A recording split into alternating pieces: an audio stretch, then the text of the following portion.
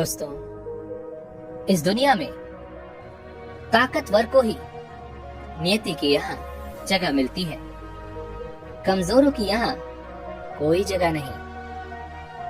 यह बात आपने सुनी ही होगी और इस बात से आप भली भांति परिचित भी होंगे। इस बात में कोई शक नहीं कि पुराने जमाने में जो लोग हुआ करते थे वह आज के जमाने के इंसानों से कहीं ज्यादा ताकतवर थे।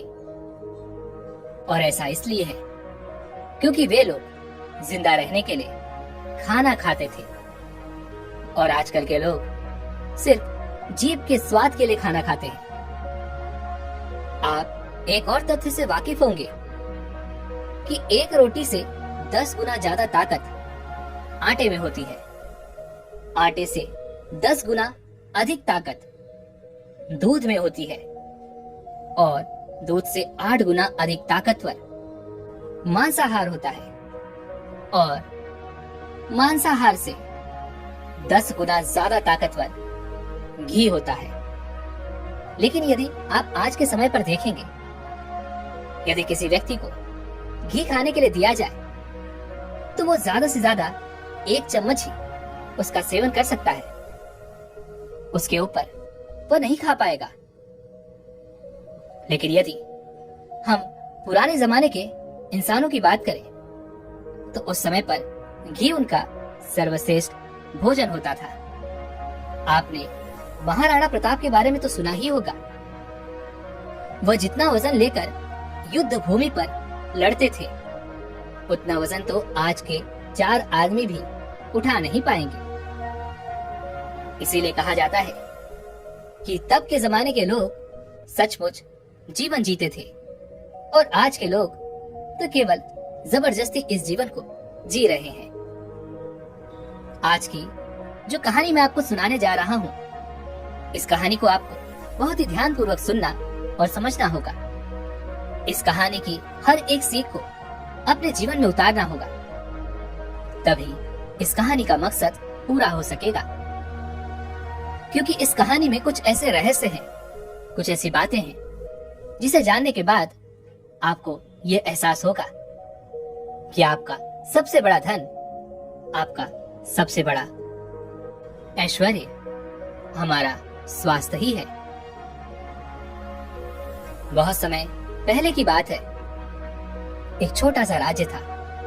उस राज्य का राजा बहुत दयालु था और वहां की सेना भी बहुत पराक्रमी थी। उस सेना में एक ऐसा व्यक्ति भी था जो अत्यधिक पराक्रम था और वह उस राज्य का सर्वश्रेष्ठ योद्धा था।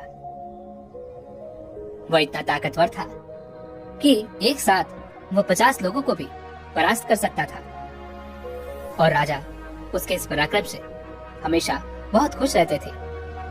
जब भी उससे कोई युद्ध करने जाता तो वह पहले 100 बार सोचा करता कि क्या उससे युद्ध करना आसान है, क्या उसे हराना आसान है।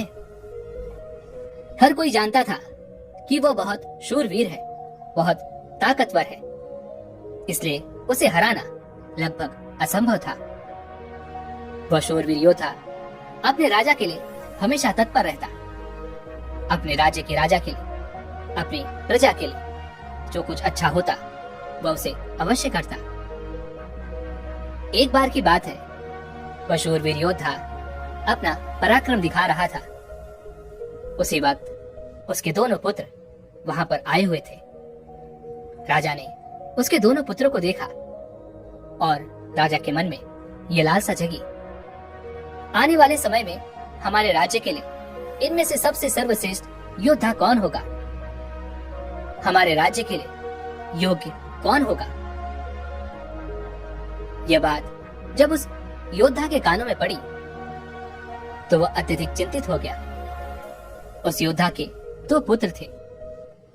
जो बड़ा वाला बेटा था वह हर चीज का हुनर सीख चुका था, फिर चाहे वो तलवारबाजी हो, लोगों से बोलना हो, आग से खेलना हो, हर तरफ की चालबाजी से वह संपूर्ण था। उसे जो कुछ भी सिखाया जाता वह उसे सीखने में निपुण था। वह बहुत जल्द उस विद्या को, उस कला को सीख जाता था। यह देख हर कोई यही कहता कि अगला योद्धा यही होगा, यही हमारे राज्य के लिए सर्वश्रेष्ठ योद्धा बन सकता है। लेकिन उस योद्धा का एक छोटा पुत्र भी था जो बहुत कमजोर था, जिसे कोई भी चीज सीखने में अत्यधिक समय लगता था, और उसे देखकर कोई भी यह नहीं कहता था कि यह कभी योद्धा बन सकेगा। उसे उसके पिता ने बहुत कुछ सिखाने का प्रयास किया, लेकिन वह कभी भी कुछ सीख नहीं पाया। ना ही तो वह अच्छी तलवारबाजी कर पाता था, ना ही उसे एक योद्धा की तरह जीना आता था। वह हमेशा आलसियों की तरह पड़ा रहता। जब भी वह योद्धा अपने दोनों पुत्रों को एक साथ देखता तो उसे बहुत चिंता होती, उसे बहुत तकलीफ होती, क्योंकि वह अपने दोनों पुत्रों को एक समान बनाना चाहता था। वह अपने दोनों पुत्रों में कोई फर्क नहीं समझता था। लेकिन जब भी कोई यह कहता कि बड़ा पुत्र अत्यधिक बलवान है, शूरवीर है, वह एक योद्धा जरूर बनेगा, और जब वहीं पर छोटे बच्चे के लिए कोई यह कहता ये तो कमजोर है, आलसी है, ये भला क्या कर पाएगा, यह सुन उस योद्धा को बहुत तकलीफ होती, बहुत दुख होता। लेकिन वह योद्धा ये जानता था कि इसमें उसके छोटे बेटे की कोई गलती नहीं है। उसका व्यवहार दूसरों से अलग है और ये दूसरों से थोड़ा कमजोर है, लेकिन इसे कुछ बातों का ध्यान रखना होगा, तभी ये दूसरों जैसा पराक्रमी बन सकता है, दूसरों जैसा तलवारबाज बन सकता है, दूसरों जैसा सर्वश्रेष्ठ योद्धा भी बन सकता है। इस बात का ध्यान रखते हुए वह योद्धा अपने उस बेटे को लेकर पास ही के एक गुरु के पास पहुंचा। ये वही आश्रम था जहां उस योद्धा ने भी शिक्षा ग्रहण की थी। वह उन गुरु को भली भांति जानता था। वह यह भी जानता था कि वह गुरु उसके छोटे बेटे को वह शिक्षा अवश्य देंगे जिससे वह भी अन्य लोगों की तरह पराक्रमी और शूरवीर बन सकता है। वह उन्हें उन गुरु के पास ले गया, उन्हें प्रणाम किया और कहने लगा, हे गुरुवर, मैं चाहता हूं कि मेरा बच्चा आपसे शिक्षा ग्रहण करे। ये थोड़ा आलसी है, थोड़ा कमजोर है और ये कभी कुछ सीखना ही नहीं चाहता, जबकि मेरा बड़ा बेटा बहुत साहसी है, शूरवीर है, ताकतवर है, पराक्रमी है और इस राज्य को ऐसे ही लोगों की आवश्यकता है। लेकिन मेरा ये छोटा बेटा जो कि मेरी चिंता का कारण बना हुआ है, मैं चाहता हूँ कि यह भी पराक्रमी बने, शूरवीर बने, ताकतवर बने, ताकि इस राज्य का हर कोई इसके भी गुण गाए। मैंने बहुत प्रयास किए, मैंने कई तरह के उपाय भी किए ताकि अपने जीवन में कुछ कर सके, कुछ सीख सके, लेकिन यह कभी कुछ सीखना ही नहीं चाहता। मैं चाहता हूँ कि मेरे दोनों पुत्र एक बराबर हों, किसी में कोई कमी ना हो, इन दोनों को एक बराबर अधिकार मिले, लेकिन यह अपने आलस के कारण, अपनी कमजोरी के कारण हमेशा पीछे रह जाता है। मैंने इसे कई बार समझाया, लेकिन यह है कि मेरी बातों को मानता ही नहीं। मैं अपने दोनों बेटों में कोई भेदभाव नहीं रखना चाहता, मैं दोनों को एक बराबर बनाना चाहता हूँ। उस योद्धा की ये सारी बातें सुनकर वह गुरुवर उस योद्धा से कहते हैं, मैं जानता हूँ तुम्हारे पुत्र को क्या तकलीफ है, मैं इसे वैसा ही बना दूंगा जैसा तुम चाहते हो, लेकिन इसके लिए तुम्हें इसे कुछ दिन के लिए मेरे पास यहाँ पर आश्रम में छोड़ना होगा। और मैं तुम्हें यकीन दिलाता हूँ कि जब तुम वापस इसे लेने आओगे तो तुम्हें तुम्हारा यह पुत्र इस प्रकार नहीं दिखेगा। इसकी जगह पर तुम्हें वो पराक्रमी, वो ताकतवर बेटा मिलेगा जैसा तुम चाहते हो। वह गुरुवर अत्यधिक आत्मज्ञानी थे। वह उस योद्धा के पुत्र को देखकर यह समझ चुके थे कि उसे क्या तकलीफ है और उसे किस तरह से ठीक किया जा सकता है, उसे किस तरह से पराक्रमी बनाया जा सकता है। क्योंकि आखिर वो एक ऐसे योद्धा का पुत्र है जिसे अभी तक कोई हरा नहीं सका था। बस उसे इस बात का एहसास करवाना ही काफी था। वह योद्धा उन गुरु के कहने पर अपने पुत्र को वहीं पर छोड़कर वापस अपने घर की ओर लौट जाता है। उसके बाद उस योद्धा का वह पुत्र एक शिष्य बनकर उन गुरु के आश्रम में रहने लगता है। वहां के सारे कामकाज करने लगता है। वहां पर वो सीखने लगता है, समझने लगता है, और इसी प्रकार कई दिन बीत जाते हैं। और एक दिन सही समय आने पर वह गुरुवर उस योद्धा के पुत्र से कहते हैं, चलो आज मैं तुम्हें कुछ दिखाना चाहता हूं। इतना कहकर वह गुरुवर उस योद्धा के पुत्र का हाथ पकड़ लेते हैं और उसे लेकर एक पहाड़ी की ओर ऊपर की ओर बढ़ चलते हैं।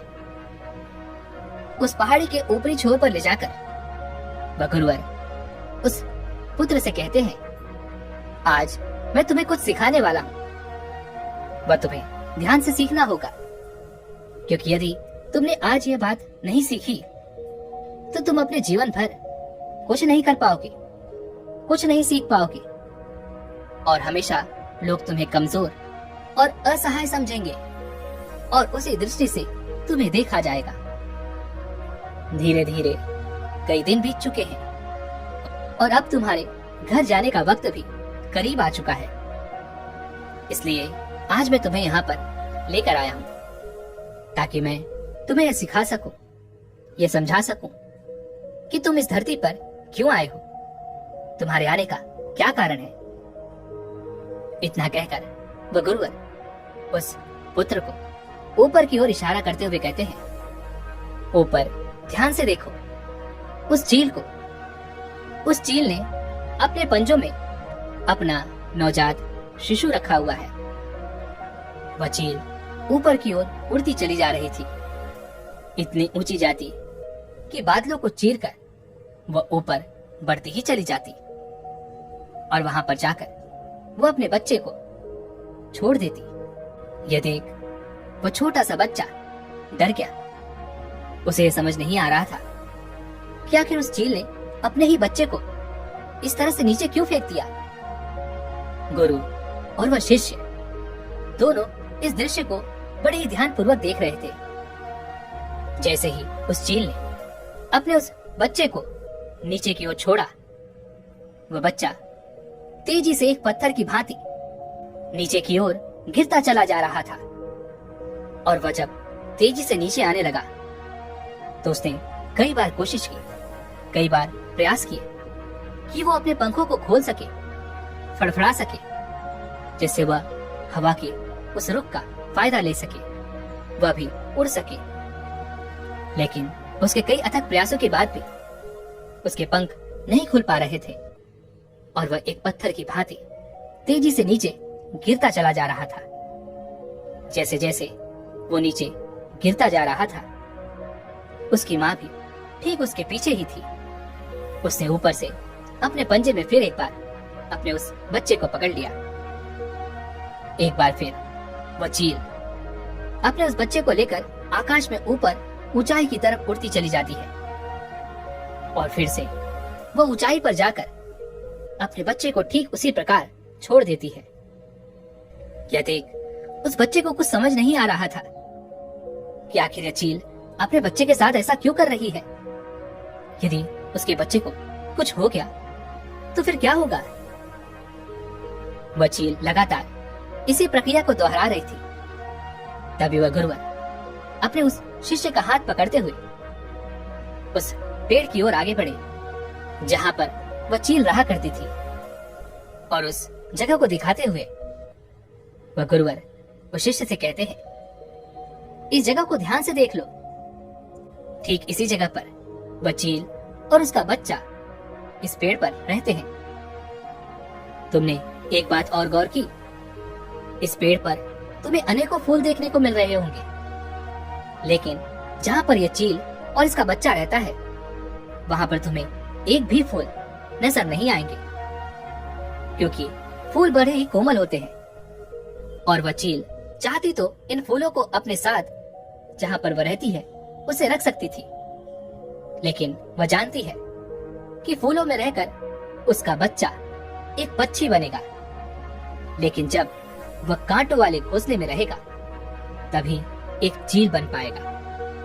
और एक चील के बच्चे को हर तरह की यातनाएं बचपन से ही सहनी पड़ती हैं, ताकि वह अन्य पक्षियों की तरह कोमल ना बने, क्योंकि वह एक चील का पुत्र है और उसे चील की तरह अपना जीवन व्यतीत करना है। यदि वो बाकी पक्षियों की तरह बनेगा तो उसमें चील वाले वो स्वभाव नहीं होंगे और ना ही उसे कोई चील का पुत्र कह सकेगा।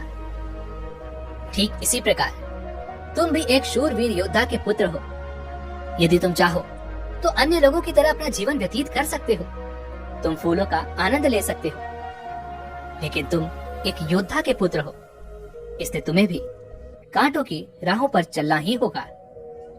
इन कांटों की राह पर चलकर ही तुम अपने आप को मजबूत बना पाओगे, अपने आप को शूरवीर और पराक्रमी बना सकोगे। ठीक वैसा ही ये चील भी कर रही है। वह भी अपने पुत्र को पराक्रमी और शूरवीर बना रही है। वह अपने बच्चे को उड़ान भरना सिखा रही है। वह बार बार जाकर अपने बच्चे को इसीलिए नीचे पटक रही है ताकि उसका बच्चा खुद ब खुद उड़ान भरना सीख ले। जब भी चील किसी को जन्म देती है तो वह उसे वही सिखाना चाहती है जो उसने सीखा है। वह एक चील होने का उसे एहसास कराना चाहती है, किंतु यदि वही पुत्र किसी और पक्षी के घर पर जन्म लेता तो उसे इस तरह की यातनाएं ना सहनी पड़ती, उसे इस तरह से किसी भी क्रियाओं से ना गुजरना पड़ता। वह फूलों के घोंसले में रह सकता था। वह फूलों में पैदा होता और फूलों में ही खत्म हो जाता। लेकिन चील के बच्चे का एक नियम होता है, एक नीति होती है कि नियति उसे तभी जिंदा रखेगी जब वो पराक्रमी होगा, शूरवीर होगा और उसे वो सारे हुनर, वो सारे पराक्रम सीखने ही होंगे। ठीक उसी प्रकार तुम भी एक शूरवीर योद्धा के पुत्र हो, एक पराक्रमी योद्धा के पुत्र हो, इसलिए तुम्हें भी वह हुनर सीखना ही पड़ेगा। अन्यथा अन्य पक्षियों की तरह तुम भी अपने जीवन में कुछ नहीं कर पाओगे। तुम भी एक दिन फूलों में जीकर फूलों में ही मर जाओगे। यह सब देखकर वह शिष्य उन गुरु के चरणों में गिर पड़ा, उन्हें प्रणाम किया और कहने लगा, हे गुरुदेव, मुझे अपनी गलती का एहसास हो चुका है। मुझे पता चल चुका है कि मैं एक शूरवीर योद्धा का पुत्र हूँ और मुझे अपना जीवन इसी तरह से जीना है। मुझे इस हुनर को सीखना ही होगा। इतना कहकर वह गुरु और वह शिष्य वापस आश्रम की ओर लौट जाते हैं। वहां पहुंचने के बाद वह गुरु अपने उस छोटे शिष्य से कहते हैं, मैं तुम्हें कुछ ऐसी बातें बताने जा रहा हूँ जिसे तुम्हें अपने जीवन में उतारना होगा। यदि तुम इन बातों को अपने जीवन में उतार लेते हो और इसे तुम्हें जीवन भर याद रखना होगा। जो कुछ तुमने अभी उस चील से सीखा है वह तुम्हारे लिए एक ऐसी सीख है जिसे तुम्हें कभी नहीं भूलना चाहिए। लेकिन तुम एक चील नहीं हो और चील की बच्चों की तरह तुम इन ज्ञान को भी अर्जित नहीं कर सकते। आखिर तुम एक इंसान हो और तुम्हें इंसानों की तरह ही अपने शरीर को बनाना होगा। आज मैं तुम्हें कुछ बातें बताने जा रहा हूँ जो तुम्हें अपने घर जाकर करनी होगी, जिससे तुम एक पराक्रमी योद्धा बन सकोगे और अपने शरीर को स्वस्थ रख पाओगे। क्योंकि एक शूरवीर योद्धा हमेशा अपने शरीर का ध्यान रखता है। वह हमेशा अपने शरीर को चुस्तीला और फुर्तीला बनाए रखता है, जिस कारण वह कभी बीमार नहीं पड़ता। तुम्हें भी इस बात का ध्यानपूर्वक ध्यान रखना होगा। तुम्हें सुबह जल्दी उठना होगा। 6 से 8 घंटे की नींद तुम्हारे लिए महत्वपूर्ण है। इससे ज्यादा कभी मत सोना। सुबह जल्दी उठकर अपना जो हुनर है उसका अभ्यास करना। जिस प्रकार तुम्हारे पिता एक योद्धा हैं, वो सुबह उठकर अपने सभी हुनरों का अभ्यास करते हैं। ठीक उसी प्रकार तुम्हें भी सुबह उठकर अपने सभी हुनर का अभ्यास करना होगा। योगा प्राणायाम करना होगा, जिससे तुम्हारा शरीर पूरी तरह से स्वस्थ होगा। और जितना तुम अपने शरीर को स्वस्थ रखोगे, उससे भी ज्यादा तुम अपने अंदर की शक्तियों को समर्थ बना पाओगे। और तुम्हें एक बात और याद रखनी होगी, जितना तुम्हें अपने ऊपरी शरीर का ध्यान रखना है, उतना ही तुम्हें अपने भीतर के शरीर का भी ध्यान रखना है। अर्थात अपनी मानसिक शक्ति का भी तुम्हें ध्यान रखना होगा, इसे भी बढ़ाना होगा। और यह मानसिक शक्ति तुम्हें ध्यान से मिलेगी, इसलिए हमेशा ध्यान करना, हमेशा सुबह उठकर प्राणायाम करना, हमेशा सुबह उठकर योगा करना। ये तुम्हें मजबूती प्रदान करेंगे। और यदि इसके बाद भी तुम सुबह जल्दी नहीं उठ पाते, तुम इस आदत को नहीं अपना पाते, तो मेरा एक और सबक याद रखना। जिस दिन तुम उठने में लेट हो जाओ, अर्थात जितना समय तुम देरी से उठो, अपने शरीर पर उतने ही कोड़े मरवाना। जब तुम यह क्रिया 4 से 5 दिन करोगे, तो तुम खुद ही अपने आप में वो बदलाव देख पाओगे कि तुम अपने आप ही अपने समय पर उठना शुरू कर पाओगे। दूसरी बात जो तुम्हें हमेशा ध्यान रखनी है कि तुम्हें हमेशा स्वादिष्ट और स्वस्थ खाना ही खाना है। ऐसी चीजें कभी मत खाना जो तुम्हारे शरीर को नुकसान पहुंचाती हो। हमेशा तुम स्वस्थ खाना ही खाना, जैसे हरी सब्जियां, फल, दूध, दही। तुम भोजन अपने शरीर के लिए करना, ना कि अपनी जीवा के लिए, ना कि केवल स्वाद के लिए। अगली बात, वो गुरुवर अपने उस शिष्य से कहते हैं कि जब भी तुम्हारे मन में कोई चिंता हो, कोई ऐसा विषय हो जिसे लेकर तुम बहुत चिंतित हो, तो ऐसी बातें अपने घर परिवार में अवश्य बताना। यदि तुम इन बातों को अपने मन में रखते हो, तो ये बातें तुम्हें मन ही मन कमजोर बनाती चली जाएंगी। ये चिंता तुम्हें अंदर ही अंदर खाती चली जाएगी और तुम खोखले होते चले जाओगे। और याद रखना, जब हमारा मन बीमार पड़ता है, तो वह हमारे शरीर को भी बीमार कर देता है। इसलिए कोई भी बात कभी छुपा कर मत रखना। हर बात अपने घर वालों और अपने परिवार को अवश्य बताना। आगे वह गुरुवर अपने उस शिष्य से कहते हैं, हमेशा सकारात्मक सोच रखना। कभी भी नकारात्मक विचार अपने दिमाग में आने मत देना। सबके जीवन में उतार और चढ़ाव तो आते ही रहते हैं। सभी के जीवन में सुख और दुख लगा ही रहता है, कभी अच्छा तो कभी बुरा। जीवन इसी प्रकार चलता है। तुम्हारे जीवन में समय चाहे कैसा भी क्यों ना आए, लेकिन तुम्हें हमेशा एक सकारात्मक सोच ही अपनानी है, जिससे तुम अपने जीवन में आने वाली कठिन से कठिन परिस्थितियों का सामना हंसते हुए और बड़ी ही सरलता से उसका सामना कर सकोगे और जीवन में आगे बढ़ पाओगे।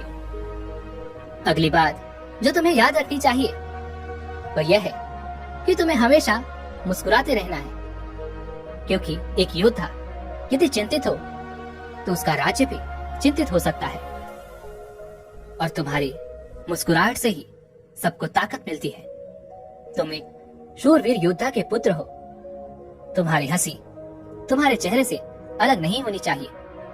तुम्हारा मुस्कुराते रहना ही तुम्हारे और तुम्हारे राज्य के लिए उचित है, और यह तुम्हारे राज्य को एक सकारात्मक ऊर्जा प्रदान करता है। और तुम्हारा मुस्कुराते रहना तुम्हारे लिए भी अच्छा है। यह तुम्हारे भीतर सकारात्मक ऊर्जा का प्रवाह करता है, जिससे तुम अच्छा महसूस करोगे, मजबूत महसूस करोगे, ताकतवर महसूस करोगे। आगे वह गुरुवर अपने उस शिष्य को आखिरी सीख देते हुए कहते हैं, हमेशा अपने जीवन में दान पुण्य करते रहना, इससे कभी पीछे मत हटना। तुमने देखा होगा कि राजा महाराजा ऐसे होते हैं कि वह दान के समय पर उनसे जो मांगा जाए वह सब देने के लिए तैयार हो जाते हैं, फिर चाहे आप उनका राजपाट ही क्यों न मांग ले। दान पुण्य करना अत्यधिक जरूरी है, और ऐसा नहीं कि दान में तुम केवल धन ही दो, तुम किसी की मदद भी कर सकते हो। इसलिए दान पुण्य के समय पर तुम्हें कभी पीछे नहीं हटना चाहिए।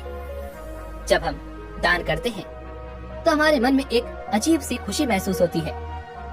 हमारा मन बहुत खुश होता है, हम बहुत अच्छा महसूस करते हैं और यह खुशी हमारे शरीर को और भी ज्यादा मजबूत बनाती है। लोगों में ये गलत धारणा है कि जब हम दान करते हैं तो हमारी संपत्ति घटती है, लेकिन ऐसा नहीं है। जब हम दान करते हैं तो इससे हमारी संपत्ति घटती नहीं बल्कि बढ़ती चली जाती है। इसलिए दान करने से कभी पीछे मत हटना। जब भी तुम्हें मौका मिले, जैसा भी तुम्हें मौका मिले, तुम दान अवश्य करना। इतना कहकर वह गुरुवर शांत हो गए और वह शिष्य उन गुरु के चरणों में प्रणाम करके उनसे कहता है, हे गुरुवर, आपने जो मुझे शिक्षा दी है, यह शिक्षा मैं अपने जीवन भर याद रखूंगा। इसे मैं कभी भुला नहीं पाऊंगा। हे गुरुवर, अब मुझे आज्ञा दीजिए। मैं अपने घर जाना चाहता हूँ। अपने पिता की तरह एक शूरवीर, पराक्रमी योद्धा बनना चाहता हूँ।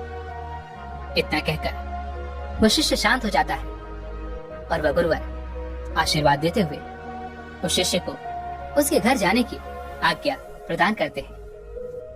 दोस्तों, उम्मीद है कि आपने आज की इस वीडियो से जरूर कुछ न कुछ सीखा होगा। तो आज की वीडियो में आपने जो कुछ भी सीखा है, आप उसे अपने जीवन में जरूर उतारिएगा, क्योंकि ये बातें आपका जीवन बदल कर रख देंगी। और हमारी ये वीडियो बनाने का मकसद भी यही है कि आप अपने जीवन में वो बदलाव ला सके जिससे आपका जीवन अच्छा और सकारात्मक बनता चला जाए।